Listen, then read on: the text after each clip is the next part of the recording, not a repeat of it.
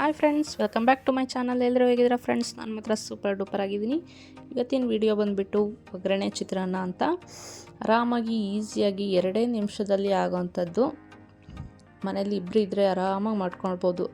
2-3 ಜನಕ್ಕೆಲ್ಲ ಬ್ರೇಕ್ಫಾಸ್ಟಿಗೆ ಅಥವಾ ಸಂಜೆ ಸ್ನ್ಯಾಕ್ಸಿಗೆಲ್ಲ ತುಂಬಾ ಚೆನ್ನಾಗಿರುತ್ತೆ. ತುಂಬ ಈಸಿನೂ ಕೂಡ, 2 ನಿಮಿಷದಲ್ಲೇ ಆಗೋಗುತ್ತೆ. ರೈಸ್ ಉಳಿದಿರೋ ರೈಸಲ್ಲಿ ಮಾಡ್ಕೋಬೋದು ಅಥವಾ ಬಿಸಿ ರೈಸಲ್ಲೂ ಮಾಡ್ಕೋಬೋದು.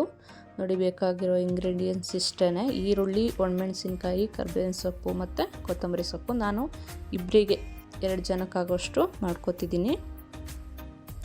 ನೋಡಿ, ಒಂದು ಬಾಣಲೆಗೆ ಒಂದು 3-4 ಟೇಬಲ್ ಸ್ಪೂನು ಆಯಿಲ್ ಹಾಕ್ಕೊಂಡಿದ್ದೀನಿ. ಹಾಗೆ ಒಂದು ಅರ್ಧ ಟೇಬಲ್ ಸ್ಪೂನು ಸಾಸಿವೆ ಮತ್ತು ಒಂದು 1/4 ಟೇಬಲ್ ಸ್ಪೂನು ಜೀರಿಗೆನ ಹಾಕೋತಿದ್ದೀನಿ. ಇದೊಂದು ಸ್ವಲ್ಪ ಎಣ್ಣೆ ಕಾಯ್ದು ಸಾಸಿವೆ ಜೀರಿಗೆ ಎಲ್ಲ ಸ್ವಲ್ಪ ಚಿಟಪಟ ಅಂದಮೇಲೆ ಒಂದು 5-6 ಒಣಮೆಣಸಿನ್ಕಾಯಿನ ಮುರಿದಿಟ್ಕೊಂಡಿದ್ವಲ್ಲ ಅದನ್ನು ಹಾಕೋತಿದ್ದೀನಿ. ಇದ್ರ ಜೊತೆಗೇ ಕರಿಬೇವಿನ ಎಲೆನೂ ಹಾಕೋತಿದ್ದೀನಿ. ಇದನ್ನ ಸ್ವಲ್ಪ ಒಂದು ಸೆಕೆಂಡು ಹಿಂಗೆ ಬಾಡಿಸ್ಕೊಳ್ಳೋಣ, ಸ್ವಲ್ಪ ಕಲರ್ ಚೇಂಜ್ ಆಗಲಿ ಸಾಕು. ಇದ್ರ ಜೊತೆಗೇ ಇವಾಗ ನಾವು ಚಿಕ್ಕದಾಗಿ ತೆಳುವಾಗಿ ಈರುಳ್ಳಿನ ಹೆಚ್ಚಿಟ್ಕೋಬೇಕು. ನಾನು ಇಬ್ಬರಿಗೆ ಅಲ್ವಾ 2 ಮೀಡಿಯಮ್ ಸೈಜ್ ಈರುಳ್ಳಿನ ತೊಗೊಂಡಿದ್ದೀನಿ ಅಷ್ಟೇ. ಇದನ್ನು ಇವಾಗ ನೋಡಿ, ಕಲರ್ ಚೇಂಜ್ ಆಗಿದೆ ಒಣಮೆಣಸಿನ್ಕಾಯಿ ಮತ್ತು ಕರಿಬೇವಿನ ಸೊಪ್ಪು. ಇವಾಗ ಈರುಳ್ಳಿನ ಹಾಕೋತಿದ್ದೀನಿ. ನೋಡಿ, ತುಂಬ ತೆಳುಗೆ ಉದ್ದಕ್ಕೇ ಹೆಚ್ಚಿಟ್ಕೋಬೇಕು. ಟೇಸ್ಟು ಕೂಡ ಚೆನ್ನಾಗಿರುತ್ತೆ. ನೋಡಿ, ಈ ಥರ ಚೆನ್ನಾಗಿ ಫ್ರೈ ಮಾಡ್ಕೊಳ್ಳೋಣ. ಈರುಳ್ಳಿ ತುಂಬಾ ಬ್ರೌನ್ ಕಲರ್ ಬೇಡ, ಸ್ವಲ್ಪ ಕಲರ್ ಚೇಂಜ್ ಆಗಬೇಕು. ಸ್ವಲ್ಪ ಅದು ಬ್ರೌನ್ ಕಲರ್ ಬರೋವರೆಗೂ ಸ್ವಲ್ಪ ಸೀದಿದೆ ಅನ್ಸೋದು ಬೇಡ. ನಾವು ಬಿರಿಯಾನಿಗೆಲ್ಲ ಫ್ರೈ ಮಾಡ್ಕೋತೀವಲ್ಲ, ಅಷ್ಟು ಬ್ರೌನ್ ಬೇಡ, ಸ್ವಲ್ಪ ಬ್ರೌನ್ ಬಂದರೆ ಸಾಕು. ನಾನು ತೋರಿಸ್ತೀನಿ ನೋಡಿ. ಅದು ಸ್ವಲ್ಪ ಬೇಯಲಿಕ್ಕೆ ಸ್ವಲ್ಪ ಉಪ್ಪನ್ನ ಹಾಕೋತಿದ್ದೀನಿ. ಒಂದು ಅರ್ಧ ಟೇಬಲ್ ಸ್ಪೂನ್ ಹಾಕ್ಕೊಂಡಿದ್ದೀನಿ. ನೋಡಿಕೊಂಡು ರೈಸ್ ಹಾಕಿದ್ಮೇಲೆ ನೋಡ್ಕೊಂಡು ಮತ್ತೆ ಬೇಕು ಅಂದರೆ ಆ್ಯಡ್ ಮಾಡ್ಕೊಳ್ಳೋಣ. ಇದು ಈರುಳ್ಳಿ ಬೇಯಲಿ ಅಂತ ಹಾಕೋತಿದ್ದೀನಿ ಫಸ್ಟಿಗೆ. ಅಷ್ಟರಲ್ಲಿ ನಾನು ರೈಸ್ನ ರೆಡಿ ಮಾಡ್ಕೊ ಇಟ್ಕೊಂಡಿದ್ದೆ.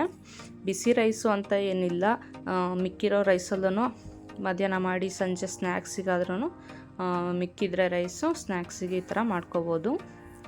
ನೋಡಿ, ಕಲರ್ ಚೇಂಜ್ ಆಗಿದೆ ಈರುಳ್ಳಿ. ಇವಾಗ ರೈಸ್ನ ಹಾಕೋತಿದ್ದೀನಿ.